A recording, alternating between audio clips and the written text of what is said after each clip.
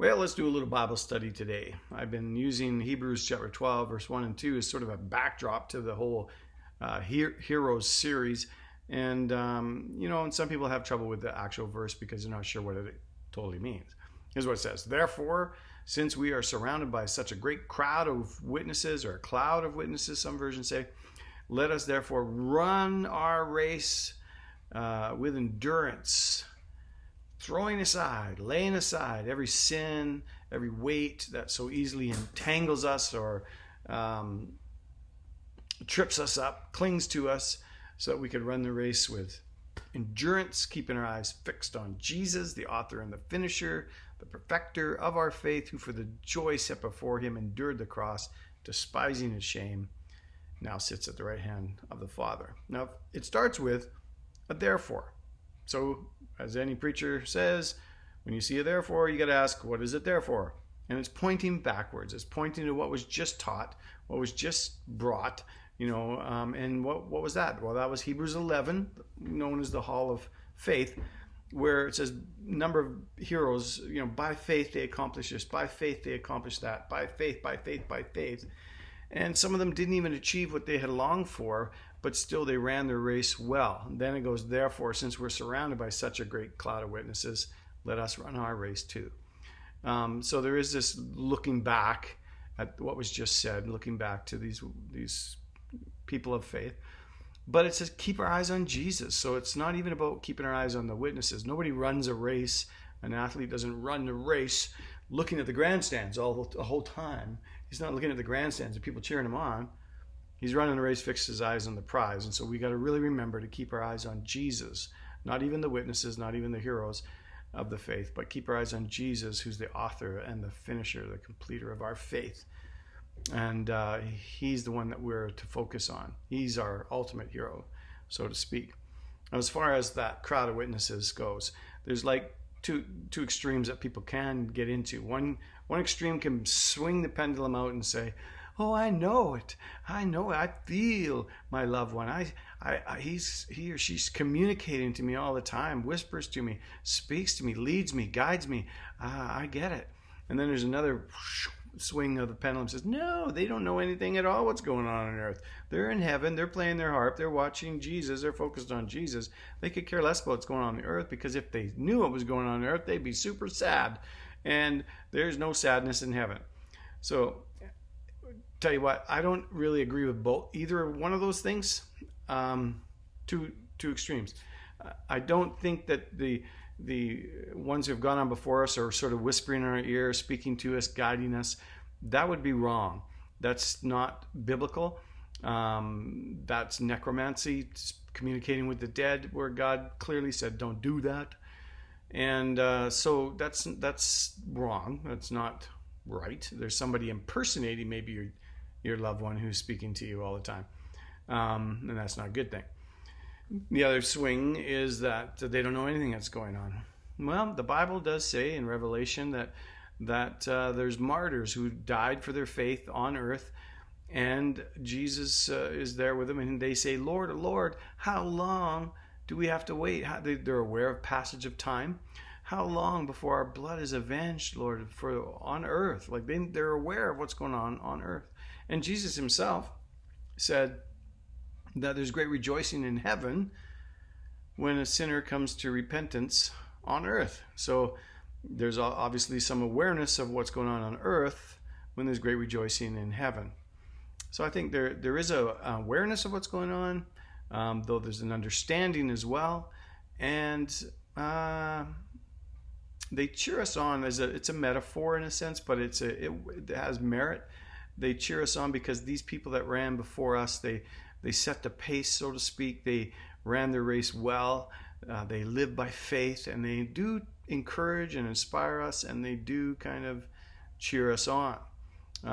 It is a metaphor, but it's a good one. This is why I like it.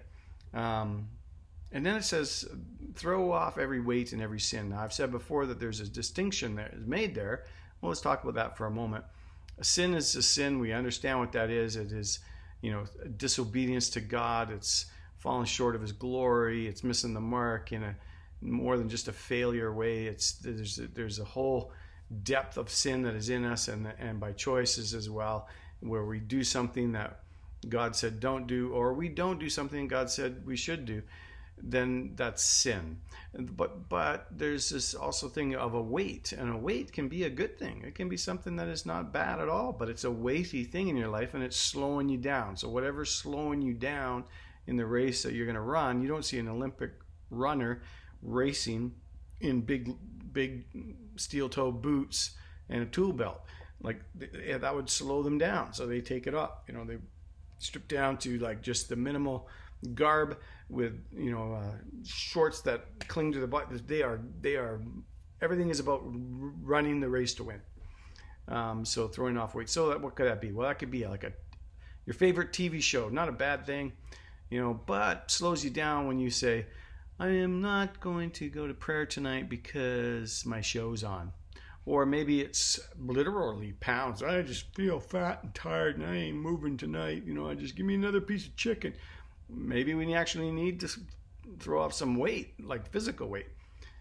I could take that to heart. And then there's, things like maybe it's a relationship, like, a person that is actually slowing you down or hindering you in the race that you're supposed to run in holiness and faithfulness to Jesus, but you've got this relationship that pulling you back or holding you back.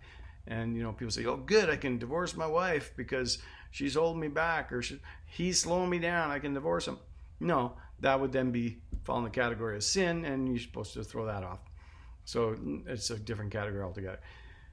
But there could be relationships that you need to cull because they've done nothing but harm you rather than encourage you in your walk of faith or your race of faith. Now, some people have said, and you've probably heard it, a Christian life is like a marathon, not a sprint. I think it's kind of like a steeplechase marathon where there's obstacles that you have to clear, jump, climb over, climb under. It's like it's a hard, long race of obedience, one step in front of the other. Not easy at all. It goes against society. It goes against an enemy of our soul. It's a fight to run the race. That's why they're pointing back to all these people who ran with endurance their faith, that this is not an easy race to run. So look to the people that ran before you who did a good job in their faith. They ran well. Look to them. In the chapter before in Hebrews 11, man, they're talking about people that suffered and died, and they weren't just a little bit inconvenienced or interrupted. No, they suffered. Some of them sawn in half. Some of them tortured. They lost their lives for this, but they kept their eyes on the prize. They kept their eyes on the greater life yet to come. So in chapter 11 it says, who through faith conquered kingdoms, endured, enforced justice, obtained promises, stopped the mouths of lions. Wow. Quenched the power of fire, escaped the edge of the sword, were made strong out of weakness. They became mighty in war. They put armies to flight. This is all by faith. Women received back their dead by resurrection. Some were tortured, refusing to accept release so that they might rise again to a better life. Wow.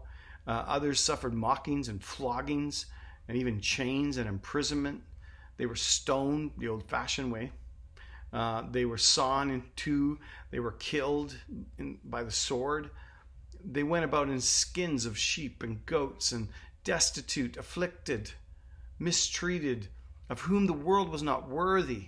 Of whom the world was not worthy of these people. Wandering about in deserts and mountains and dens and caves of the earth.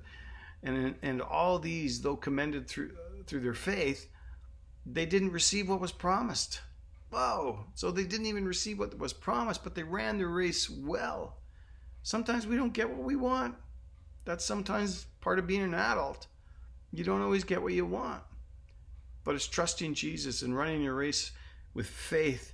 And it says those who didn't get what they dreamed for, they still ran their race well. They ran well to the end, and the world wasn't worthy of them. Oh, that we would live such lives that the world wouldn't be worthy of our testimony for Jesus Christ. Man, keeping our eyes on Jesus, the author, the finisher of our faith. People are looking for hope right now. You know what's selling off the shelves right now and Save-On? I went in there and got the last copy. This, Jesus. Who do you say that I am? Life magazine. they're asking simply the ultimate question: who do you say that Jesus Christ is? And they're selling off the shelves because people are looking for something. They're looking for hope. We can be those people who run our race so well. Maybe we're the only Jesus they ever see, or the only Christian they ever see. And what they think of us, they think of all Christians everywhere. So run your race well. Keep your eyes on Jesus, who because of joy, and enabled him to endure the cross.